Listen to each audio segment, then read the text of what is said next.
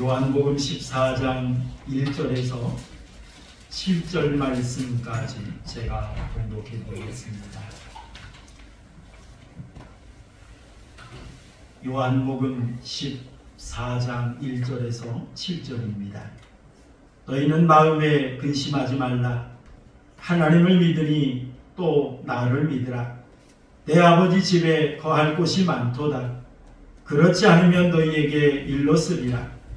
내가 너희를 위하여 거처를 예비하러 가노니 가서 너희를 위하여 거처를 예비하면 내가 다시 와서 너희를 내게로 영접하여 나 있는 곳에 너희도 있게 하리라.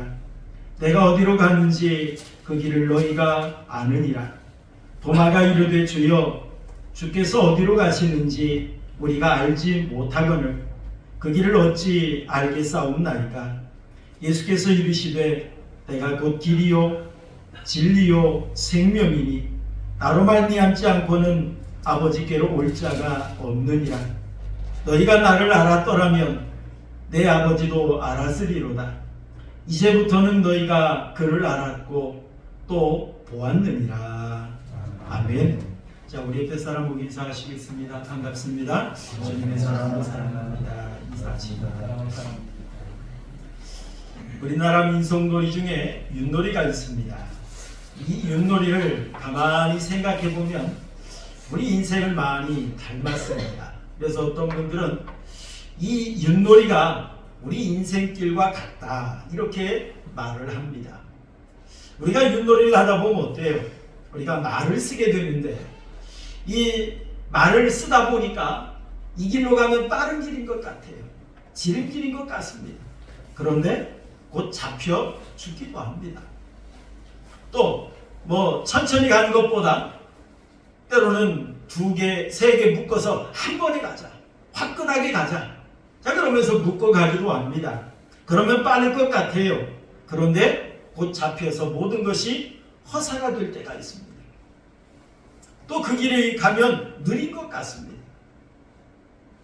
그런데 어찌 보면 그 길이 빠르게 느껴지고 느리게 가겠다고 했던 것이 오히려 성공을 이루는 그런 것을 우리는 경험해 볼 수가 있습니다. 여러분, 이를 통해서 우리 인간의 짧은 생각과 안목으로는 어떤 길이 바른 길이고 어떤 길이 빠른 길이고 어떤 길이 복된 길인지 사실 알기가 어렵다는 거예요. 그 길이 빠른 것 같았는데 오히려 그것 때문에 더 느리게 가는 경우도 있고요. 그 길로 가면 성공할 것 같았는데 실패를 맛보는 경우도 많이 있습니다. 그렇다면 여러분, 어떤 길이 바른 길이고 복된 길이고 지름길일까요? 오늘 본문의 말씀을 통해 우리가 발견해 보기를 원합니다. 예수님께서 제자들에게 특히 가룟 유다의 배신을 말씀하셨어요. 그리고 베드로가 예수님을 부인할 것도 13장에서 말씀하셨습니다. 거기다가 예수님께서 제자들에게 너희는 내가 가는 곳에 올 수 없다 라고 말씀을 하세요. 이는 곧 예수님께서 제자들을 떠나시겠다는 이야기입니다. 자, 그러다 제자들의 마음속에 근심이 생겼습니다. 불안이 오기 시작했습니다. 그런데 예수님은 이제 그런 제자들을 남겨두고 십자가의 길을 가셔야만 했습니다. 십자가에서 순환을 당하시고 죽으셔야만 했어요. 그리고 예수님은 부활과 승천을 통해서 하나님의 나라로 가셔야만 했습니다. 그 후에 제자들의 삶은 어떨까요? 예수님이 떠나가신 후에 제자들의 삶은 많은 고난과 환난이 있을 것입니다. 제자들은 그 길을 헤쳐 가야만 합니다. 그런데 그 길은 어떤 길입니까? 믿음 없이는 못 가는 길이에요. 소망이 없이는 못 가는 길이에요.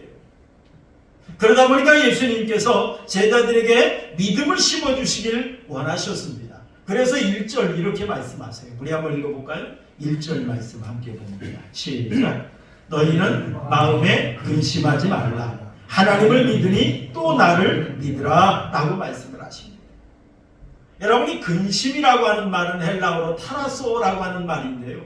이 근심이라는 말은 뒤흔들다, 어지럽게 하다, 불안하게 하다 그런 뜻입니다. 지금 해결되지 않은 그 일 때문에 속을 태우거나 우울해지는 것, 마음의 평안이 사라지는 것, 이것이 바로 근심이에요. 여러분, 그동안 예수님은 제자들에게 큰 버팀목이 되었습니다. 제자들을 지탱해주는 힘이셨습니다. 그래서 제자들이 예수님과 함께 있을 때는 걱정할 것이 없었어요. 무엇을 먹을까? 무엇을 마실까? 염려하지 않았습니다. 왜 그럴까요? 예수님의 모든 걸 다 해결해 주셨습니다. 오병이의 기적을 일으키신 예수님, 칠병이의 기적을 일으키신 예수님, 예수님과 함께 있으면 먹거리가 다 해결됩니다. 예수님은 병자로 고쳐주셨어요. 예수님은 귀신도 쫓아내 주셨어요. 예수님은 죽은 자도 살리셨어요.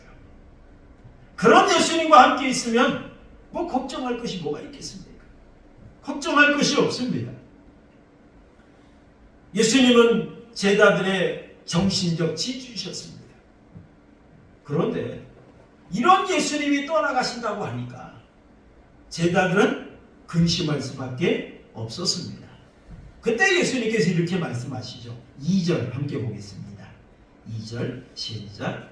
내 아버지 집에 거할 곳이 많도다. 그렇지 않으면 너희에게 일렀으리라. 내가 너희를 위하여 거처를 예비하러 가노니 라고 이야기를 합니다. 자, 예수님께서 지금 이 가시는 그 목적을 말씀해 주시는 거예요. 예수님께서 왜 제자들을 떠나셔야만 하는가 라고 하는 그 목적에 대해서 예수님은 말씀하십니다. 예수님은 제자들이 거처할 그 처소를 예비하러 가신다 라고 말씀을 하십니다. 그런데 그곳이 어디입니까? 아버지의 집이라는 거예요. 아버지의 집. 이 아버지의 집에 거할 곳이 많도다 라고 말을 했는데, 이 거할 곳이란 거처를 말하는데요, 여기에서 이 거할 곳이란 하나님과 함께하는 곳, 이게 바로 거할 곳입니다. 저는 이 말씀을 묵상할 때마다 항상 떠오르는 이야기가 있어요. 생각이 있어요. 엄마가 사랑하는 아들을 띄워놓고 이제 멀리 서울을 가야 돼요. 그럴 때 엄마는 어떻습니까? 아들을 앞에 놓고 이야기를 하죠. 엄마가 서울에 볼 일이 있어. 꼭 가야 돼. 안 가면 안 돼.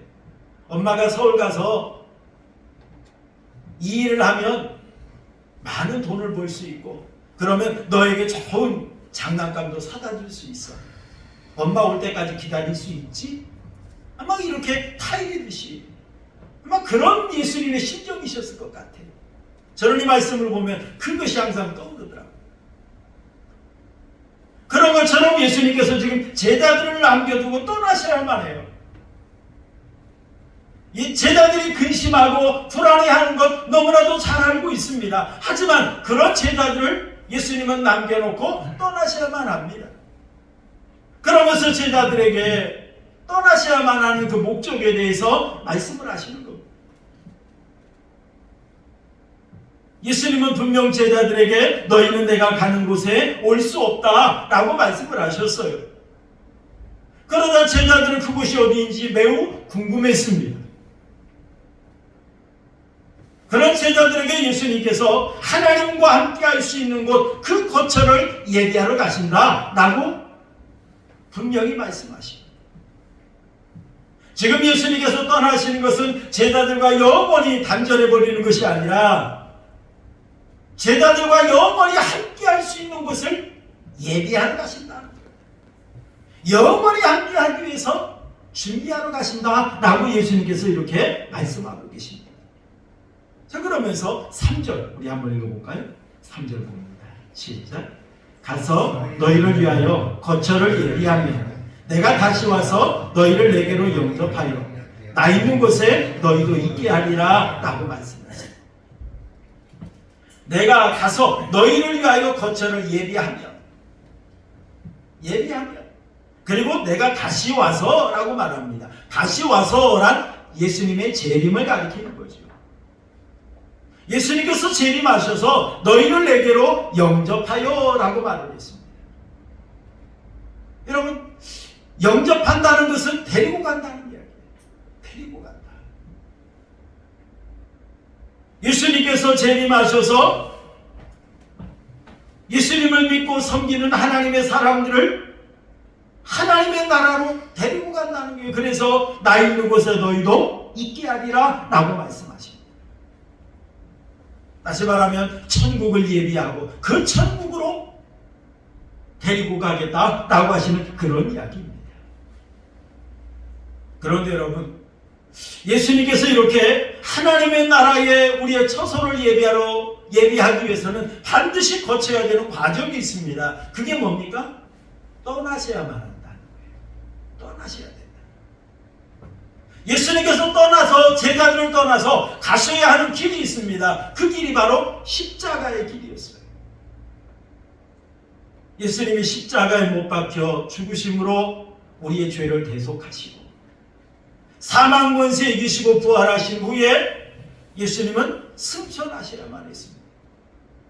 이 과정을 예수님은 거쳐야만 했습니다. 그래서 예수님께서 이 사실을 알게 하기 위해서 그동안 예루살렘으로 향하면서 제자들에게 누차 말씀하셨어요. 십자가에 못 박혀 죽으실 것을 이야기했지만 베드로를 비롯한 제자들은 말리게 바빴어요. 주여, 그리하지 마옵소서. 그리고 예수님이 이 말씀을 주실 때마다 그 말씀을 받으려 하지 않았습니다. 알려고 하지 않았습니다. 그래서 예수님께서 4절의 말씀을 보니까 내가 어디로 가는지 그 길을 너희가 아느니라 라고 말씀을 했습니다. 그런데 도마가 뭐라고 말하죠? 우리 5절 보겠습니다. 5절 시작. 도마가 이르되 주여, 주께서 어디로 가시는지 우리가 알지 못하거늘 그 길을 어찌 알겠사옵나이까? 라고 말을 합니다. 예수님은 그동안 누차 십자가의 길을 말씀해 주셨어요. 하지만 제자들이 그 말씀을 받으려 하지 않습니다. 그 말씀이 무슨 말씀인지 알려 하지 않습니다.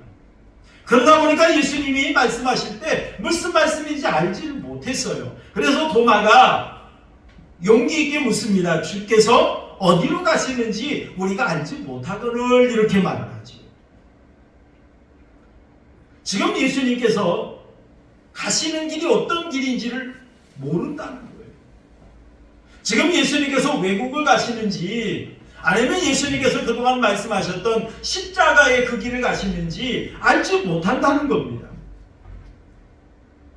그래서 우리가 알지 못하거늘 이렇게 말하고 있는 걸 볼 수 있습니다. 알지 못하거늘 이 말의 의미는 무슨 말입니까? 예수님, 구체적으로 알려주세요. 예수님이 어디로 가시는 길인지 알지 못합니다. 구체적으로 알려주세요. 라고 말하지. 그때 우리가 잘 아는 유명한 말씀 주셨어요. 6절 말씀 함께 보겠습니다. 시작.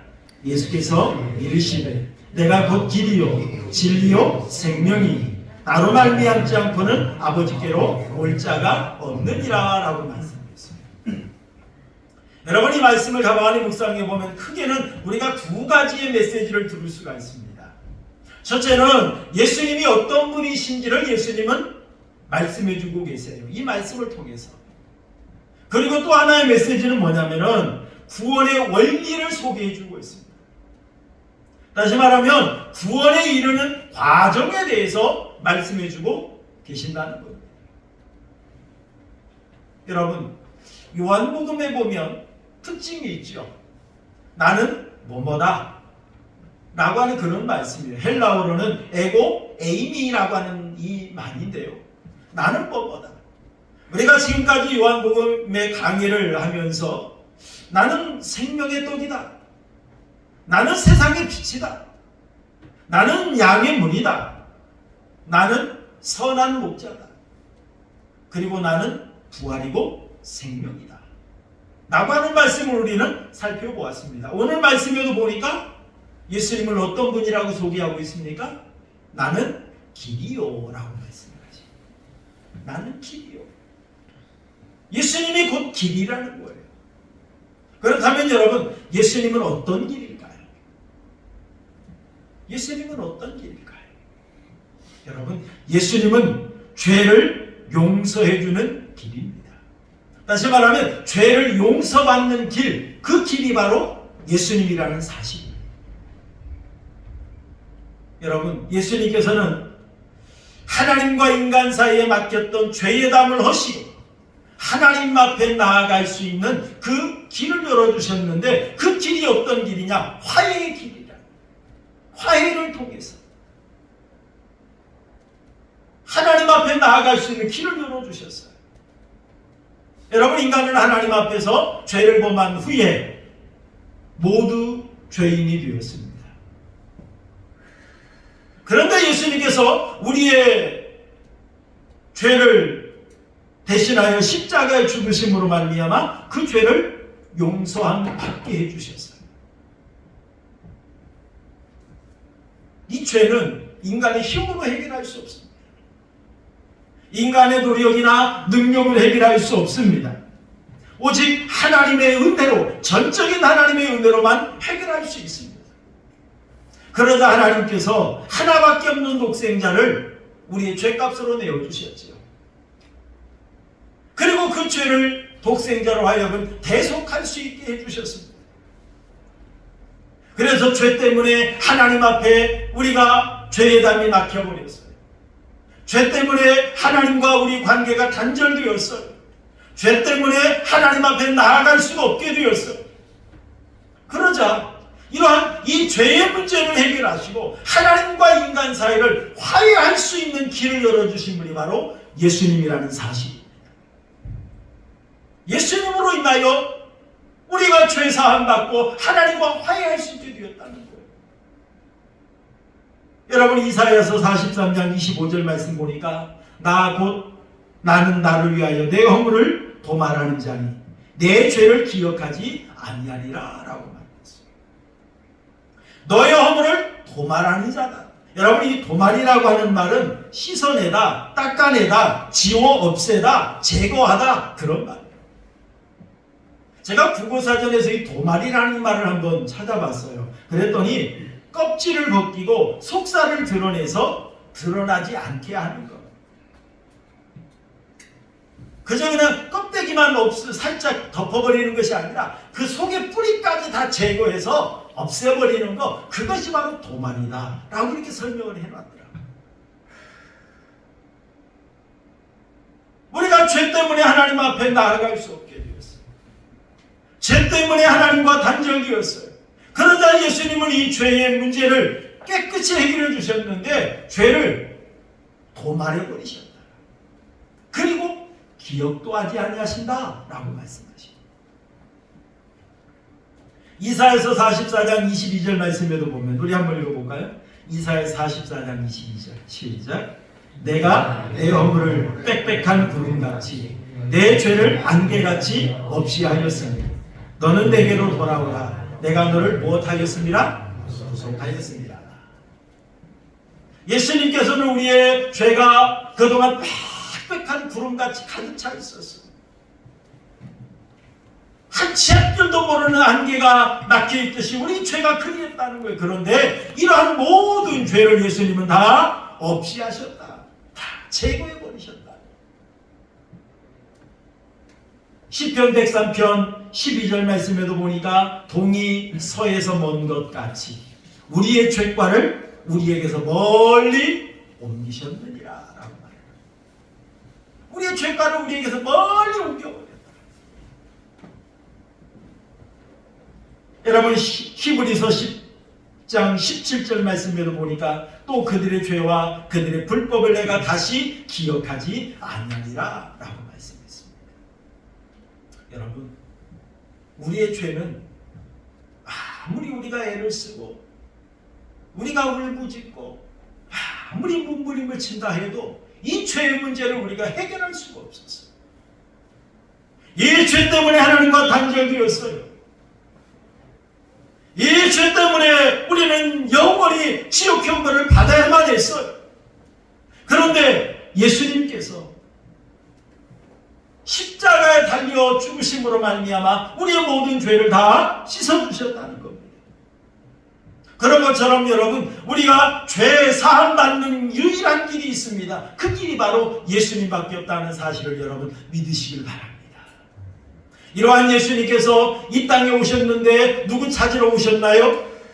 의인을 찾으러 오지 않으셨어요. 죄인을 찾아 불러오신 줄로 여러분 믿으시길 바랍니다. 이러한 예수님이 나를 찾아오셨다는 사실도 여러분 믿으시길 바랍니다. 이러한 예수님의 은혜로 내가 죄사함 받은 거예요. 그리고 예수님은 어떤 길일까요? 하나님께로 나아가는 길이에요. 하나님께로. 여러분, 아담의 범죄로 인하여 에덴 동산에서 쫓겨났어요. 에덴 동산에서 쫓겨났다는 것은 하나님 앞에서 쫓겨났다는 거예요. 그래서 하나님 앞에 나아갈 수 있는 길이 막혀버렸습니다. 죄를 범한 인간은 전적으로 부패하여 하나님 앞에 나아갈 힘과 능력이 없었어요. 영적 어둠 속에서 헤매던 존재들이 되었기 때문에 하나님 앞에 절대로 나아갈 수 없게 되었어요. 그런데 예수님께서 십자가에 달려 우리의 죄를 대속하심으로 말미암아 하나님께로 나아갈 수 있는 길을 개통해 주셨다는 사실입니다. 여러분, 우리 말씀을 한번 읽어보시죠. 히브리서 10장 20절 함께 보겠습니다. 히브리서 10장 20절 시작. 그 길은 우리를 위하여 휘장 가운데로 열어놓으신 새로운 살 길이요 휘장은 그의 육체이라 라고 말했습니다. 예수님께서 십자가에 못 박혀 죽으실 때 성막의 휘장이 위에서 아래로 쫙 갈라졌습니다. 이런 것, 이 휘장은 곧 그의 육체이라 하고 말합니다. 예수님께서 십자가에 못 박혀 죽으심으로 말미암아 그동안 죄의 담에 막혀서 하나님 앞에 나아갈 길이 막혀 있었는데 예수님께서 그 길을 열어주신 것을 말씀하시는 거예요. 하나님 앞에 나아갈 수 있는 길을 열어주신 것을 말씀하시는 겁니다. 여러분, 그래서 우리는 하나님 앞에 나아갈 수 있는 길은 다른 길이 없어요. 오직 예수님밖에 없다는 사실을 여러분 믿으시길 바랍니다. 우리 사도행전 4장 12절 함께 보겠습니다. 사도행전 4장 12절 시작. 다른 이로서는 구원을 받을 수 없나니 천하 사람 중에 구원을 받을 만한 다른 이름을 우리에게 주신 일이 없습니다. 여러분, 다른 이름을 우리에게 주신 일이 없어요. 다른 길을 우리에게 주신 일이 없어요. 오직 예수님을 통해서만 하나님 앞에 나아갈 수 있다 이 말입니다. 여러분, 갈라디아서 1장 7절도 함께 보겠습니다. 갈라디아서 1장 7절 시작. 다른 복음은 없나니 다만 어떤 사람들이 너희를 교란하여 그리스도의 복음을 변하게 하려 함이라 라고 말합니다. 많은 사람들이 다른 주장을 합니다. 여러분, 그러나 분명 하나님은 말씀하십니다. 다른 복음은 없다고. 여러분, 복음이란 기쁜 소식이지요. 하나님 앞에 나아갈 수 있는 그 길이 열렸다는 기쁜 소식, 하나님 앞에 나아갈 수 있는 그 고속도로가 개통되었다는 이 기쁜 소식, 이 기쁜 소식의 핵심은 누구입니까? 예수님이에요. 예수님 외에는 다른 복음이 없다는 거예요. 이런 것, 예수님을 통해서만 하나님 앞에 나아갈 수 있다는 사실입니다. 예수님으로 말미암지 않고는 구원받을 수 없다는 사실입니다. 하나님과 우리 사이를 연결해주는 유일한 통로는 예수님밖에 없다는 사실을 여러분 믿으시길 바랍니다. 하나님 앞에 나아가는 유일한 통로는 예수님밖에 없습니다. 그래서 하나님과 우리 사이를 이어주는 진정한 중보자는 예수님밖에 없다는 사실입니다. 그리고 예수님은 어떤 길입니까? 영생을 얻게 하는 길입니다. 우리 6절 말씀, 내가 곧 길이요 진리요 생명이니 나로 말미암지 않고는 아버지께로 올 자가 없느니라 라고 말했어요. 여러분, 정말 아버지께 나아가야 되는데, 아버지께 나아가야만 영생을 얻을 수가 있는데, 이 아버지께 나아가는 유일한 길이 누구예요? 예수님이에요. 그래서 여러분, 오직 예수님을 통해서만 영생을 얻을 수 있다라고 하는 우리는 결론을 얻을 수가 있습니다. 여러분 3절 말씀에도 보니까 가서 너희를 위하여 거처를 예비하면 내가 다시 와서 너희를 내게로 영접하여 나 있는 곳에 너희도 있게 하리라 라고 말했잖아요. 영접하여 라고 하는 말은 데리고 오다, 받아들이다 이 말이에요. 정말 하나님의 나라로 우리를 데리고 가실 분이 누구예요? 예수님밖에 없다는 거예요. 예수님밖에. 여러분, 우리 예수님은 제자들에게 하나님 나라의 거처를, 아버지 집의 거처를 예비하러 가신다고 했어요. 그리고 예수님은 때가 되면 다시 오신다고 했어요. 그리고 예수님께서 이제 하나님의 나라로 믿음의 사람들을, 성도들을 데리고 하나님의 나라로 가시겠다라고 예수님은 분명히 제자들에게 말씀해 주셨어요. 요한복음 3장 16절, 우리가 잘 아는 말씀이지요. 함께 읽겠습니다. 시작. 하나님이 세상을 이처럼 사랑하사 독생자를 주셨으니 이는 그를 믿는 자마다 멸망하지 않고 무엇을 얻게? 영생을 얻게 하려 하시니라 라고 말했어요. 독생자를 통해서 영생을 얻을 수 있다 라고 하는 걸 분명히 말씀하셨습니다. 여러분, 이 세상에 죄가 들어오기 전에 인간의 모습은 어떤 모습이었을까요? 다시 말하면 아담과 하와가 타락하기 이전에 인간의 모습은 어떤 모습이었을까요? 우리가 죄를 짓기 이전의 모습은 하나님과 교제할 수 있었어요. 하나님을 만나고 하나님과 대화하고 하나님과 사랑하고 하나님과 교제할 수 있었어요.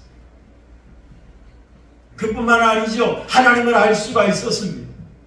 하나님이 주시는 진리의 말씀을 우리는 알고 깨달을 수가 있었어요. 체험할 수가 있었어요.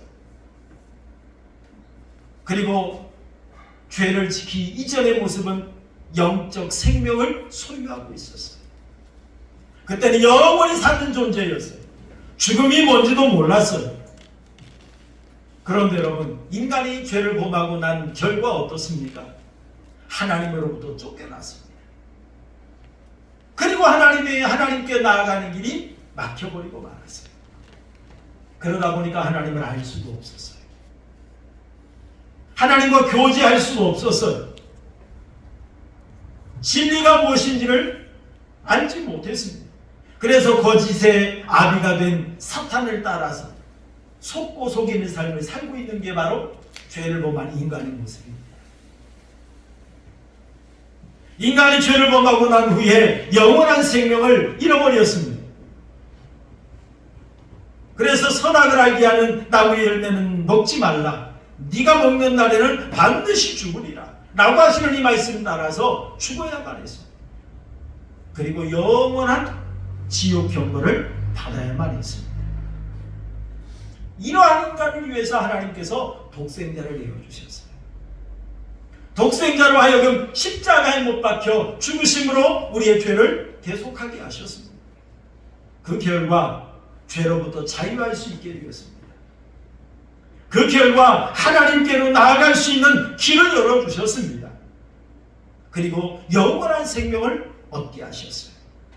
그뿐만 아니라 천국의 상속권자가 되게 해주셨다는 사실입니다. 여러분, 이게 얼마나 귀한 은혜인데요. 얼마나 귀한 은혜인데요. 하나님께서 이 귀한 은혜를 우리에게 허락해 주셨습니다. 여러분, 미국의 로드니 스타크라고 하는 교수가 있습니다. 이 로드니 스타크라고 하는 이 교수는 종교 사회학자요, 또한 종교 연구소장을 역임한 종교 사가입니다. 자, 그런데 이 사람이 기독교 승리의 발자취라는 책을 저서를 했어요. 이 책인데요. 기독교 승리의 발자취라는 책인데, 자, 이 스타크 교수가 사회학적 이론을 적용해서 기독교 역사를 재조명해 보았다고 합니다. 그러면서 이 책에서 이야기하는 얘기가 어떤 부분을 이야기하느냐면 이스라엘의 실패, 우리 기독교의 승리의 발자취를 얘기하다 보니까 이스라엘의 실패를 말하지 않을 수가 없죠. 그러면서 이스라엘이 왜 실패할 수밖에 없었느냐라고 하는 걸 이야기합니다. 이걸 한 번 더 뒤집어 보면 승리의 길을 우리는 깨달을 수 있기 때문에 그렇습니다. 그러면서 기독교, 특히 이스라엘이 실패할 수밖에 없었던 이유가 뭐냐? 그러면서 이 스타크 교수가 질문을 던집니다. 왜 이스라엘 백성들은 전능하신 여호와 하나님을 믿으면서도 끝없이 이방신의 유혹에 빠졌는가? 이 질문을 던져요. 왜 하나님을 믿는다고 하면서도 이방신의 유혹에 빠졌는가? 그러면서 그의 해답을 제시합니다. 그 해답을 뭐라고 이야기를 했느냐면 유일한 여호와 하나님은 멀리 떨어져 있어 신비스럽고 경외감을 주는 반면 요구하는 것도 많고 이해하기가 어렵다. 그러나 이방신들은 경외감은 없고 다양한 결정이 있음에도 불구하고 인간적이고 요구하는 것도 적고 재물로 쉽게 달랠 수 있었기에 훨씬 더 편안함을 느끼게 하였다라고 이처럼 해답을 제시해 봤습니다. 우리 하나님은 경외 신비스럽고 경외감이 있고 참 그런 하나님인데 멀리 떨어져 있어서 이해하기 어렵다는 거예요. 그런데 이방 신들은 어떻습니까? 인간적으로 봐도 너무나도 허점도 많고 허술하고 그런데 인간적이라는 거예요. 요구하는 것도 적고 그저 신을 달랠 수가 있어요. 그러다 보니까 거기에 빠졌다라고 이야기를 합니다. 여러분 하나님께서는요 우리 앞에 길을 만들어 놓으셨어요. 우리 한번 읽어볼까요? 신명기 30장 15절 우리 함께 보겠습니다. 시작. 보라 내가 오늘 생명과 복과 사망과 화를 내 앞에 모했나니 두었나니라고 말을 합니다. 여러분 이스라엘 백성들에게 선택의 길을 주셨어요. 아담과 하와에게도 선악과를 따먹을 수 있는 자유와 따먹지 않을 수 있는 자유를 주셨어요. 이스라엘 백성들에게 지금 이 신명기는 이스라엘 백성들이 장차 가나안 땅에 들어가서 어떻게 하면 복된 삶을 살 것인가 라고 하는 것을 세 편의 설교를 통해서 주신 말씀이 바로 이게 신명기예요. 그러면서 결론에 이르면서 말씀합니다. 내가 오늘 생명과 복, 사망과 화를 내 앞에 두었나니 라고 말합니다. 선택기를 주셨다는 거예요. 자 그렇다면 여러분 생명을 얻고 복 받는 길은 어떤 길일까요? 하나님을 믿고 하나님을 의지하는 길입니다. 그리고 여러분 사망과 화를 받는 길은 어떤 길일까요? 하나님을 저버리고 우상을 숭배하는 길입니다. 스타크 교수가 말했던 것처럼 하나님을 섬기는 것이 어려워요.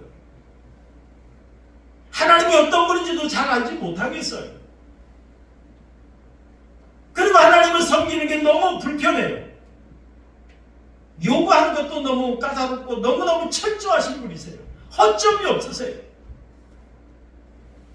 그런데 이방신을 섬기다 보니까 너무너무 편하고 너무너무 자유롭고 인간적이고 그러다 보니까 어떻습니까? 자꾸 하나님을 멀리 떠나서 편한 길, 쉬운 길, 평탄한 길, 재밌는 길 이런 길을 걸어가고자 하는 게 인간의 심리예요. 그러나 여러분 넓고 편한 길은 멸망의 길입니다. 죽음의 길이에요. 여러분 우리 성도들이 걸어가는 인생길 다시 말하면 여러분 천국의 길은 어떤 길일까요? 정말 우리 성도들이 걸어가야 하는 이 천국의 길은 고속도로일까요? 비포장도로일까요? 여러분, 고속도로는 어떻습니까? 넓습니다. 그래서 편안하고 빨리 달릴 수 있습니다. 많은 사람들이 가는 길입니다. 그런데 여러분, 이 고속도로는 사고가 나면 대형 사고가 나죠. 대형 사고가 납니다. 그런데 여러분, 이 비포장도로는 어떻습니까? 길이 좁습니다. 울퉁불퉁합니다. 그래서 빨리 달릴 수가 없어요. 빨리 달리면 머리가 천점을 찝니다. 그래서 답답하게 갈 수밖에 없어요. 불편함에 갈 수밖에 없어요. 그러다 보니까 그 길은 매력적이지 않습니다. 그 길은 소망이 없어 보입니다. 하지만 그 길의 마지막에는 천국문이 있습니다. 여러분, 사탄은 항상 우리에게 고속도로와 같은 넓은 길, 편한 길, 빠른 길을 제시합니다. 성도들에게 그 길을 가라고 유혹합니다. 그런데 여러분, 우리 예수님이 가신 길은 어떤 길입니까? 우리 예수님이 가신 길이 어떤 길이에요?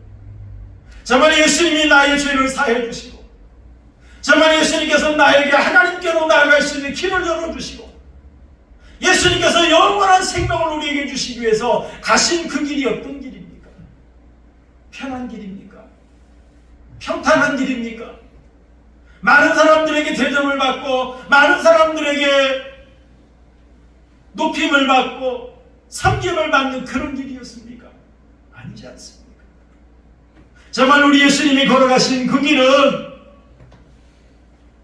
눈물 없이 못 가는 길이었잖아요. 고난의 길이었어요. 죽음의 길이었어요. 멸시받는 길이었어요. 정말 이 길을 통해서 하나님께서는 우리에게 구원의 길을 열어주셨습니다. 여러분, 하나님께서 이스라엘 백성들을 출애굽시킨 후에 가나안 땅으로 인도하셨습니다. 그때 하나님은 어떤 길로 인도하셨습니까? 여러분, 신명기 1장 2절 우리 한번 읽어보시죠. 신명기 1장 2절 함께 봅니다. 시작. 호렙산에서 세일산을 지나 가데스 바네아까지 며칠 길이라고요? 11길이었다. 시내산에서 가데스 바네아까지 11번 가요.